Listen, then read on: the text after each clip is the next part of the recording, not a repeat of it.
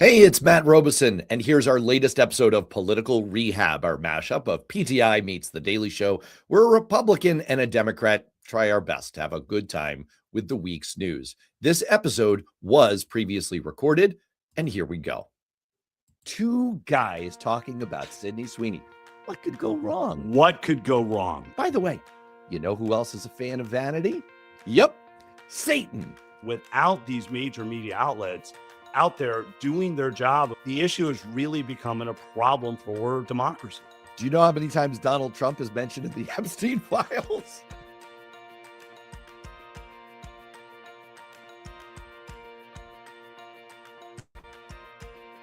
Welcome to Political Rehab, smart politics without the hangover. I'm Matt.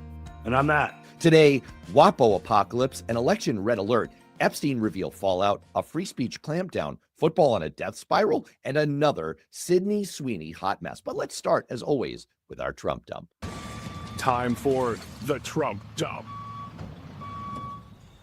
That's right. Time for the Trump dump. It doesn't matter if you're Republican, Democrat, or Independent. There's something Donald Trump did this week that pissed you off. In the middle of deep economic pain for most Americans, collapsing global alliances, and a humanitarian crisis caused by his massive foreign aid cuts, Donald Trump has decided that what America really needs is a giant arch, a new White House ballroom, a Columbus statue, and a 2-year shutdown of the Kennedy Center. Seriously.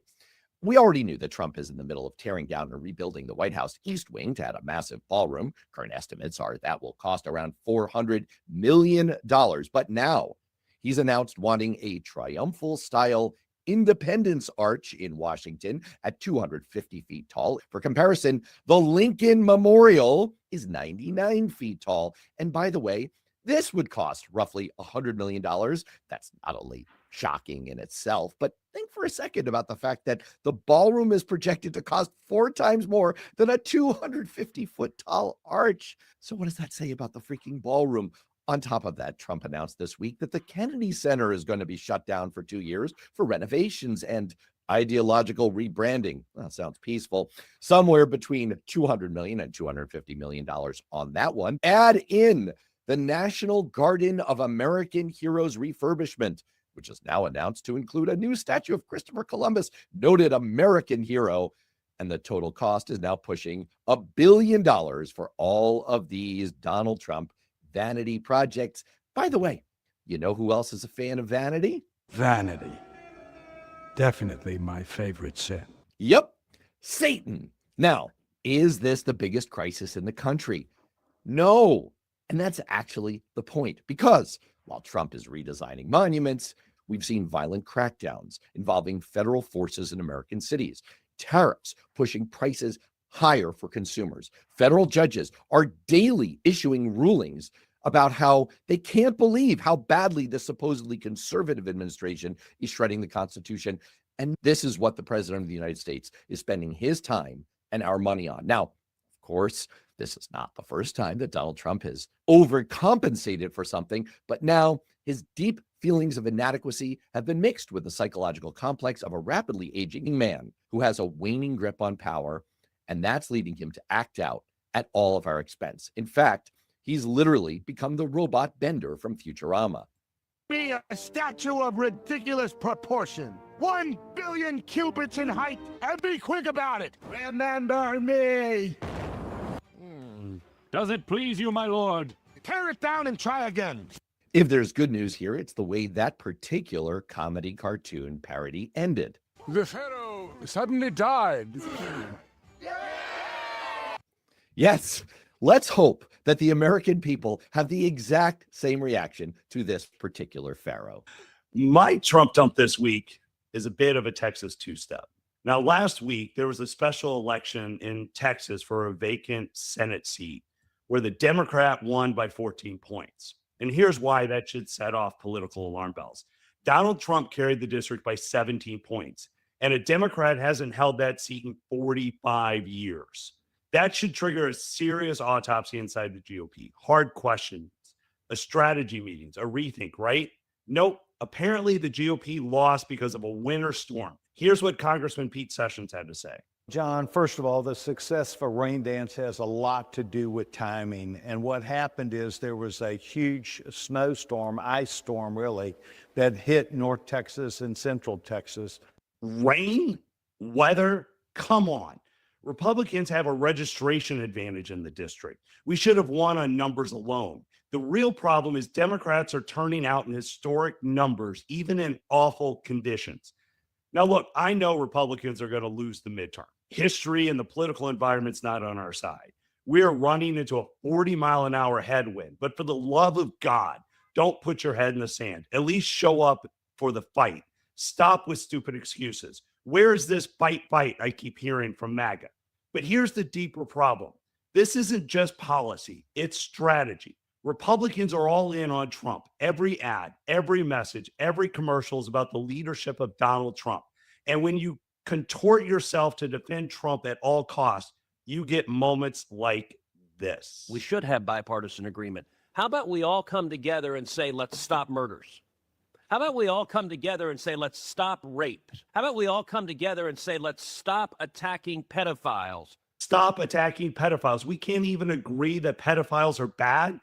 I don't care what the next sentence is here. You never start with, we should stop attacking pedophiles, ever. Now, there's a report in the Hill that says Republicans fear Trump backlash could cost them Senate control. And that should not be a shocking revolution. Most Americans don't like Donald Trump. And the voters who actually decide elections don't see strength. They see chaos. They don't see leadership. They see an America that doesn't look like America anymore. Republicans have hitched their future to a president who's basically the Titanic. And instead of steering away from the iceberg, they're arguing about the weather. I love the take homes there. The party of Trump. We're for pedophiles and we're with you all the way, unless it's mildly damp outside. With that, let's get to this week's political rundown.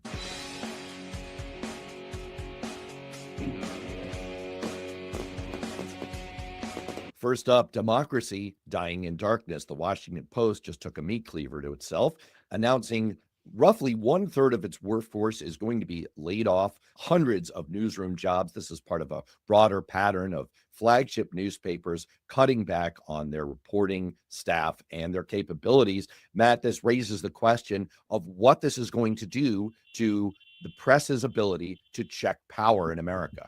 The press is vital to accountability, and print media is dying. I think the real problem is what's replacing it. I mean, now we got silos that only report what you want to hear, and I think that's a major problem right now. We see on X a lot where you are the media now, you are the press now, but news is not partisan. And without these major media outlets out there doing their job of holding accountable truth to power, as everybody likes to say, the issue is really becoming a problem for democracy. I think that the overall trend is definitely a problem. Fewer reporters means fewer watchdogs. And you see this especially in state house coverage, local coverage. There is research that shows that when local papers close, municipal borrowing costs rise by 5 to 11 basis points because there's less oversight. There's worse governance. 50 million Americans have limited or no local news access. All of this is a problem for accountability and for informing a public who is seriously apathetic and misinformed. When it comes to the Washington Post itself, I'm going to zig on this one a little bit. I think this is kind of what you get when you destroy a media brand by moving toward a libertarian, ostensibly pro-market slant opinion and journalism and away from your core brand. You lose hundreds of thousands of subscribers. I canceled my subscription to the Washington Post because they took this mealy-mouthed bullshit position on we're not going to endorse Kamala Harris because they wanted to suck up to Donald Trump. What's really amazing is that for a businessman as accomplished as Jeff Bezos, with vision to see the kinds of long-term investments that will allow Amazon to thrive, they completely missed the boat with the Washington Post when it came to what it takes to compete in the modern news environment. The New York Times has moved from an ad-driven model to a subscription-first model, and they're growing 14% year-over-year growth in recent earnings reports, more than $1 billion of revenue annually from digital subscriptions, and they've basically made it a bundle thing. Most of their business is being driven by games and Wirecutter, but they're bundling it with the news business. That's become the on-ramp that keeps people paying for journalism. The Washington Post hasn't figured that out. They have a losing business strategy. They've alienated their opinion room. They've alienated their journalists, and they've alienated their subscribers. And yes, they're in a death spiral. And this is what they get.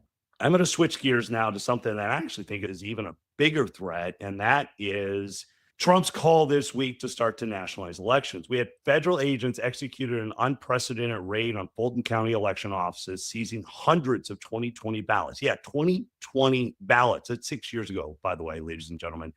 Trump urged Republicans to take over voting, and not to be outdone, Steve Bannon has gone further, saying federal agents like ICE should surround the polls in the midterms. Matt, is this a sign to come of what's happening in 2026 in the midterms?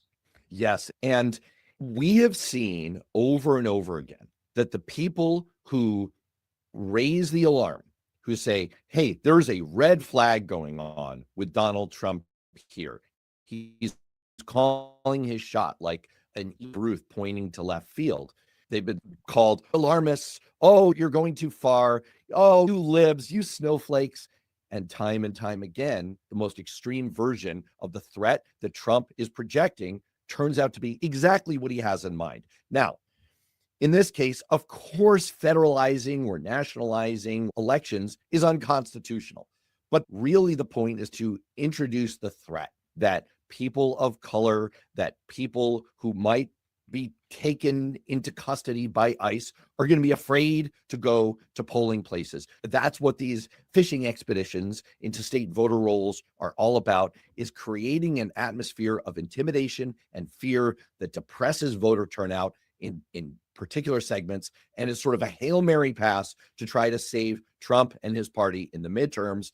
And it's absolute authoritarian bullshit. Somebody needs to tell Trump to read the Constitution. I think you're exactly right. It's not what this is all about. I mean, it is about relitigating the 2020 election. It is about trying to create confusion and distraction. At the heart of it, this is all part of the Trump playbook. It's almost like watching an aging star play his greatest hits up on stage. Stolen elections, weaponization of DOJ, immigration. And what it's meant to do is try to motivate the base, but suppress Democrat votes. Like I said in my opening, we're going to get our butt kicked this year. And there's a lot of reasons for it. And Trump's only approach is to try and intimidate and keep people from voting. And I do think there's a real chance we're going to see agents, and we're going to see federal agents at the polls. And that's just un-American. If people want to know what a thinly disguised fig leaf of an excuse this whole like, oh, we're going to stop immigrants from voting thing is, hold on for our That's Bullshit segment later in the show. Meanwhile, we have to talk about the fallout from the new disclosures of the Epstein files, the DOJ releasing about 3.5 million pages of documents, videos, images, and emails tied to the investigation in the past week. It's the largest tranche yet, and it's intended to make public nearly all of the unclassified materials that the government holds. There have been massive mistakes in the course of this release, unredacted, inappropriately redacted, failure to redact materials that they've had to clean up. There are, of course, questions about whether they've really released everything they have, but it's led to massive fallout and embarrassment across financial, political, and media circles. Matt, what's the takeaway? And what are you hearing from the Republican side about this long-awaited release? There's a couple things here. The first thing is, let's be clear, this is strategic. The shit show that we're seeing is strategic. It's meant to distract, even bringing the Clintons in. Again, we keep going back to our old adversaries, but we're bringing the Clintons in to testify about Epstein. And I heard Republican members say, we're going to find out what they know. That's interesting because one of the names mentioned most is Donald Trump, but we're not calling him to testify and see what he knows. So this is really about a pure distraction and overwhelm the system. So maybe you just dismiss it. Like we talked about in the media, we're living in silos. So when you're on my side of the aisle, all I hear is witch hunt. The purpose here is we're trying to kind of get out there and push this narrative that there's really nothing to see here. There's nothing to go after here, but we're still going to go after our enemies like the Clintons. Right now, it looks like Republicans are on the side of pedophiles, and that's just where people decide elections. This isn't going to work, and it doesn't matter how much Trump yells and screams. Voters see what it is, and it's alienated his base that wanted to see the release of these things up early. I think it's just a political mess that is going to continue to blow up in our face. Fun fact, this is what my 12-year-old told me this morning. And by the way, maybe this should be a new segment for us. Fun facts from my 12-year-old. Do you know how many times Jesus is mentioned in the Bible? How many times? In the King James Version, it's 983 times. Do you know how many times Donald Trump is mentioned in the Epstein files? How many? It's more. It's a lot. I would assume it's a lot more.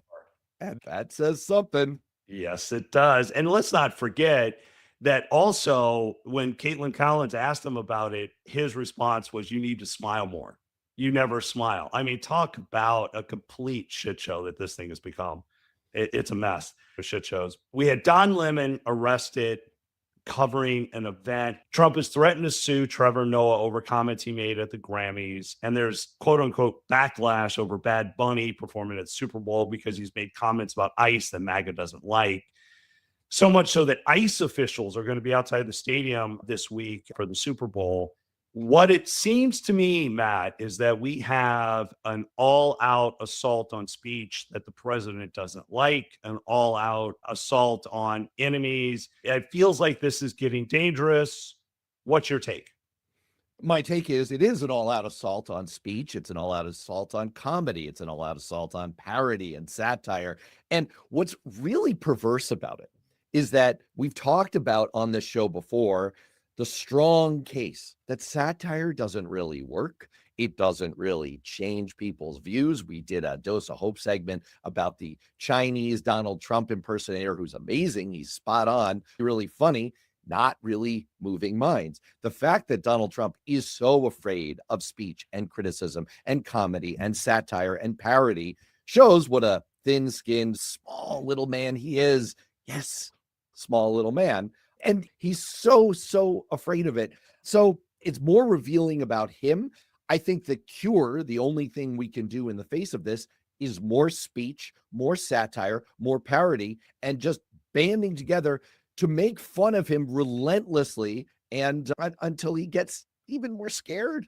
Look, I actually think this ties into your Trump dump a lot. The Arch, the Kennedy Center, the ballroom. These are all places where he can want to put his name on it, his stamp on it, get the adulation. And the other side of that equation is people who criticize or report or tell the truth, like we just said with Caitlin Collins, ask him questions. His immediate attack is, you don't smile. I've never seen you smile. Look, I've never liked Don Lemon, but he is a reporter and freedom of speech is fundamental. Going after comedy, going after jokes, it really does show the pattern here where any criticism is going to be met with force. And that's authoritarian impulses that should scare every Republican. I mean, we can always disagree with speech, but we should always defend people's right to say it. And comedy is comedy. And if we can't laugh at it, then you're in the wrong business, because as Republicans, we do a lot that people should make fun of. This reminds me of the earlier episode where Chrissy Teigen called Donald Trump, and this is not safe for work, a pussy ass bitch. And he demanded, take it down, Twitter. I can't deal with it. This model, the supermodel, she called me something mean, and it's true. I am a pussy ass bitch. I am. There is a new analysis from cultural critic Chuck Klosterman this week in his forthcoming book, suggesting that good old American mom and apple pie football is in a long-term death spiral. Klosterman argues that advertising economics could collapse the business model in the years ahead. And also, football is going to lose its organic connection to the American people as more and more parents say, no, I don't want my kids getting involved in youth football. I don't want them to have the head injuries. Matt, is football actually in a death spiral? I kind of think it is. Look, football has struggled with everything from kneeling during the national anthem to problems with halftime performers. It's starting to feel like there are more problems off the field than on the field. And then you couple that with what you just said is as parents start to move away from the sport, as it becomes much more of just a made for TV activity, quite frankly, fans become more and more disconnected. Now, look, there are going to be places that is never going to be true. Philly, for example. I'm an Eagles season ticket holder. Like, you're never going to lose that fan base. And you're never going to lose it in New York. You're never going to. You're not going to live forever. That is probably. I think the question is, once we're gone, what about the next generation? First of all, I think I probably am going to live forever. But once we get past that, then you next and John generation both. probably does struggle. But it does. I think football has a real institutional problem that it hasn't figured out how to address. And they've tried to pare it down with some of the new rules, how not to hits on the quarterback. But if you're an old school fan, some of what you see as you lose that violence, the same thing that is having parents not wanting their kids be involved, make it less entertaining. And so I do think football has a problem. And I do think there are other sports that are going to continue to take that void. I do think we're going to see a bigger emergence of soccer coming through. And I'm still pushing for more and more golf. Look, personally, I have moved from NFL viewership to soccer viewership because I find the sport more compelling. Look, the numbers do say that there is a problem. Youth participation went from 3.26 million in 2010 to 2.25 million by 2022. But I think the unknown here is, what is the revenue model? What is the advertising model? What drives the economics of ad revenue? And we've seen that shift. And live sports in the NFL continues to be the most valuable property for advertisers. Whether that will continue into the future, who really knows? Okay, on that note, we are going to move on to this week's more fun version of a deep dive, where we talk about something that is truly a hot mess. Now, another edition of Politics Meets Pop Culture. That's right. We are going to dive into the latest Sydney Sweeney controversy. And yes, two guys talking about Sydney Sweeney. What could go wrong? What could go wrong? There's no problems here. Wrong? Yes, this is not problematic. No, we are not going to be gross. We want to talk about the politics of this. The controversy that blew up, a little bit of a tempest in a teapot over the past week, but that's sort of the nature of everything having to do with this particular actress, is her statement to Cosmo that she doesn't see herself as a political force, a political entity. She's not really that interested in politics, and, quote, has never been here to talk about politics. That, of course, reignited some of the backlash from online progressive influencers who argue that public neutrality is itself a political act in the era of Trump, and it reignites some of the controversy that arose this past summer over a widely mocked American Eagle jeans ad in which the tagline was, "Sydney Sweeney has great jeans," which some on the online left claimed echoed racist or eugenic language, much to the bafflement of many mainstream observers like me. Matt, I really genuinely want to ask you, here's where I struggle as a kind of center-left Democrat. I'm somewhat online. I never understood the controversy. I thought it wasn't really a controversy, but I started having Republican friends in my life text me this past summer saying, oh, this shows how deranged the left is. This shows how crazy and out of touch they are. And I never understood, was this actually a thing? How did you perceive it? And how are you perceiving this most recent round of it as a Republican and in Republican circles that you travel in? It's interesting. Hollywood has always been one of these places. As a Republican, we don't actually see a lot of conservatism out there.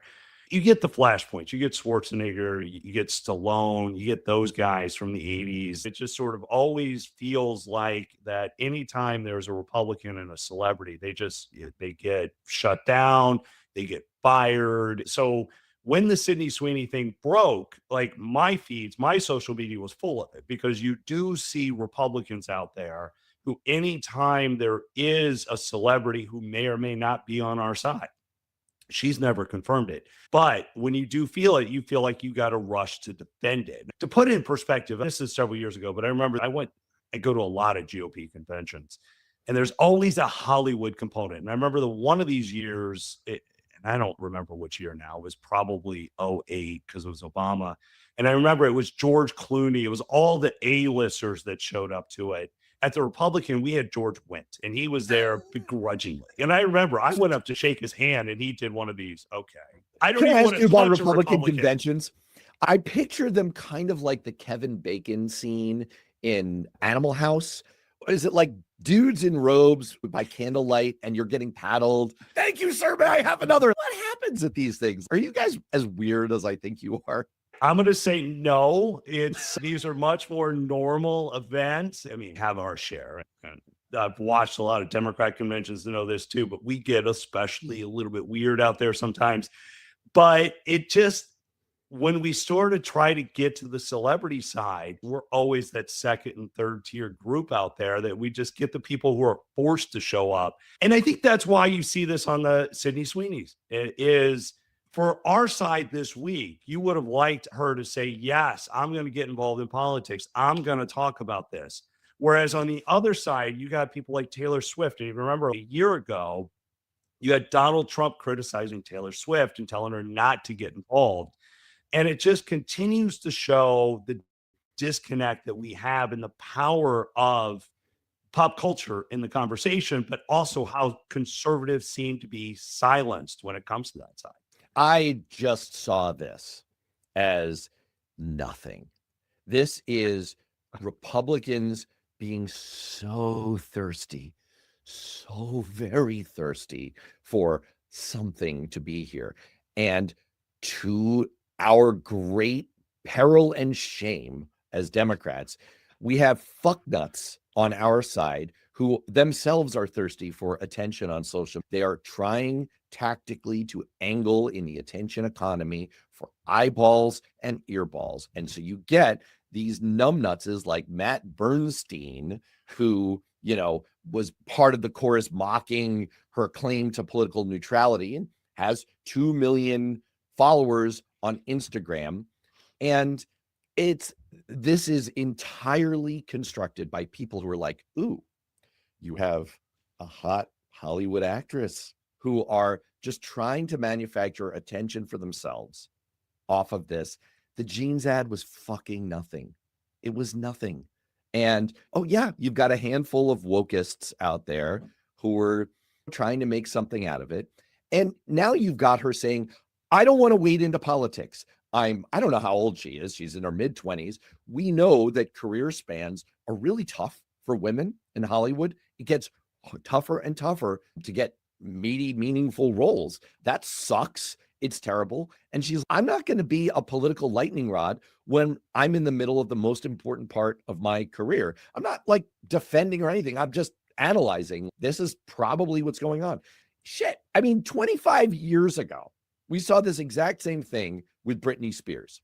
She was interviewed and someone asked her some question about George W. Bush. And she said, oh, I don't know. I guess we should just do whatever the president says because he's the president. It was her way of just trying to say, don't ask me this. I don't want to be in any controversy about politics. That's not what I'm here for. And you know what? If you go to your celebrities for their politics, what are you doing?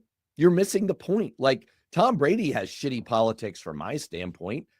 That has nothing to do with his performance as a quarterback, right? So I don't care what he thinks about politics. I don't care what Sydney Sweeney thinks. Right. And I don't care what some online influencer who's trying to get attention thinks about some jeans ad. I didn't even know American Eagle was a jeans brand. So this is entirely manufactured, astroturf bullshit nonsense that's not really a controversy, that says more about the social media attention economy than it does about politics to me. And you're 100% correct, because that's what this is. This is a social media attention grabbing. Let's attack her. I agree with you. If we're getting our political advice from celebrities, there's something else wrong here. But she also, and this is where I think it becomes a bigger story for Republicans, is that she can't express those views. Maybe she does support Trump. Maybe she just liked something he said or something she heard. We don't even know because she's never come out. But the fact that Republicans still feel like in Hollywood they cannot say those things, I think is why you see this. And that is interesting. And why it continues to grow. Why we're talking about it today is simply because Republicans see this as you didn't stand up for the president, and Democrats online again, I don't think most Democrats really care, but Democrats online, or at least the woke left, look at this thing and say, you didn't go after the president, you didn't go after Republicans, so therefore you must be with. It's a stupid line we've drawn in the sand that we expect our celebrities to get in the middle of this stuff. Let them do their job. Let them entertain. Look, if I'm sick, I don't go to my local celebrity for a prescription, right? If I got sued, I'm not going to look for legal representation from George Clooney, maybe Amal Clooney.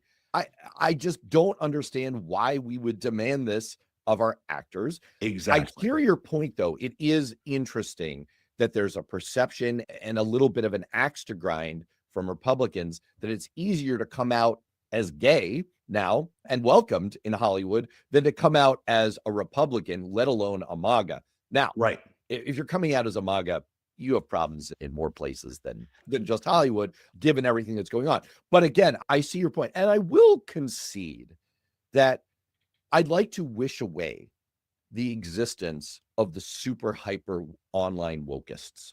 I would like to say, okay, this is a vanishingly small minority. And I do think it is a definitive minority of even the progressive left.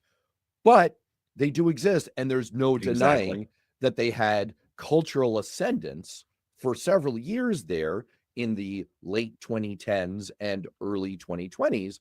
And that was to the detriment of the Democratic Party and to the detriment of all of us who are against Donald Trump. It's been a problem, and it exists. It is a real thing. So I concede that point. I still think that this is an example of tactical social media deployment of engineered controversy that is meaningless. It does reveal some under-truths, but the issue itself is nothing. All I know is Democrats have Taylor Swift, Republicans have Sydney Sweeney. So feels like a tie. And you don't even know that you have her. There you go. Until she says otherwise, she's a Republican. Joking aside, I will close out because we are two dudes talking about prominent women who are exceptionally successful at what they do. And I'll close out by saying, I don't care what Taylor Swift's politics are. I don't care what Sydney Sweeney's politics are. And I wish them much success in their career. And if they would like a right to not comment on politics, I support them in that. So with that, all right, let's get on to something that's even more sus. Our weekly, that's bullshit. Bullshit. Bullshit. Bullshit. Bullshit. A bullshit? Have you ever had to explain something simple to a small child and they just can't grasp it? We're in that position with the President of the United States. President Donald Trump called on Republicans to, quote, take over the voting in at least 15 places, re-upping his unfounded claims that undocumented immigrants illegally vote for Democrats. Okay, I'm going to go through this just one more time for reasonable, smart people who've been hearing this kind of thing and want to be able to judge for themselves. The claim that non-citizens vote in any meaningful amount or that those votes could have affected any election outcomes is completely false. Study after study of non-citizen voting has found that it's extremely rare. The most comprehensive looked at 23.5 million votes in areas with high immigrant populations and found just 30 cases of suspected non-citizen voting. That's 0.0001%. For comparison, you're 5 times more likely to be struck by lightning or to be attacked by a shark. You're more likely to die in a sharknado. They're sharks. They're scary. In Georgia, a 2022 audit was unable to identify a single instance of a non-citizen casting a ballot. Now, some of you might be saying, wait, I've heard that up to 27% of non-citizens are illegally registered to vote. What about that? That claim is based on a single paper from 2014 by a political scientist named Jesse Richmond. And after other researchers pointed out that he'd made some errors, he issued a correction saying, okay, maybe 1% of non-citizens are registered to vote. And when experts looked at that, they found that his data actually showed the likely percent of non-citizen voters in recent U.S. elections is pretty much zero. But setting aside facts and math for a moment, just think about this logically. It's illegal for people who are not U.S. citizens to vote. Registering to vote loses them the ability to ever become U.S. citizens. The very rare cases that happen leave a clear paper trail Given how badly these people want to be in this country, why would they commit such an obvious crime on purpose where they're super likely to get caught and that's so extremely unlikely to work, since states regularly verify voter registration information and remove ineligible voters from voter rolls? But even though none of this makes any sense, Republicans do have an incentive to keep pushing things like the SAVE Act, which requires Americans to show even more paperwork than they're already required to in order to register. More than 21 million Americans are unable to access those additional documents. And since those American citizens are disproportionately from voting groups that are more likely to vote for Democrats, you see the motivation. The myth of non-citizen voting is a useful lie. That would be useful idiots. Just reject this idiot shit. Matt, I'm much more confused about identification, how Republicans really, Democrats really see this, and whether this is something that we could actually fix in the future, because I suspect that it is. But we'll have to wait on that discussion for a future show. So in the meantime, I hope people will subscribe to this channel so that you will be there for that conversation. But in the meantime, let's close out with our regular dose of hope.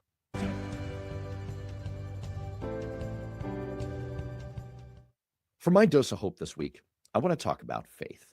We've been going through a rough patch when it comes to political leaders twisting faith beyond all recognition for their own purposes, and that can be a little discouraging for many of us.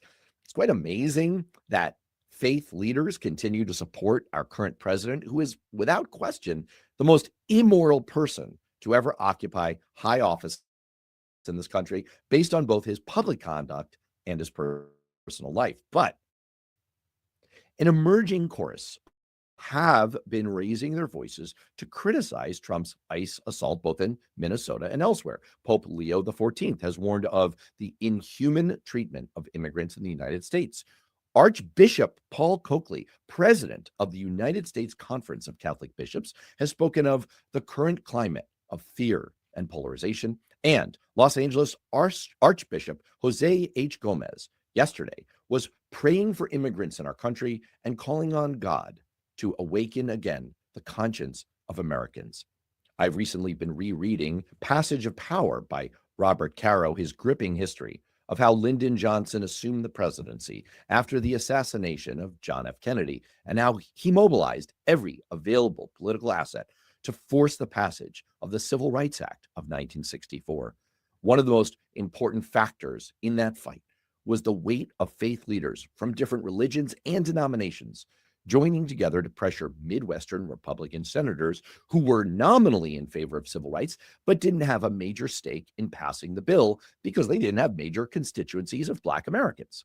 But the civil rights struggle had God on their side in the form of leaders who made it their mission to speak to these senators in stark moral terms and to mobilize their congregations. So yes, faith has been twisted and distorted and used by politicians for evil ends for a long time, and that will no doubt continue to be the case.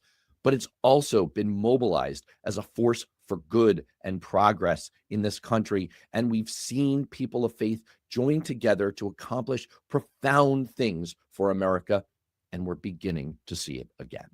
That's great. I went a little different direction. This week, the Olympics began. And for a little while, something familiar happens in America. We stop yelling at each other and we start cheering together. Red states, blue states, everything in between, all pulling for the same flag, the same athletes, the same idea that hard work still matters, sacrifice still counts, and excellence is still worth celebrating. These athletes didn't get here because of politics. They got here because they got up early, stayed late, fell down, got back up, and refused to quit. That's not a left-wing value or a right-wing value. That's an American one.